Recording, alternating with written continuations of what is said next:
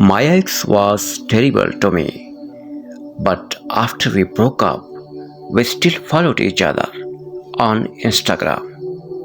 One day I saw that he posted something about how the singer he liked had liked one of his posts, and he was so happy. So I followed that singer, and they followed me back and DM'd me.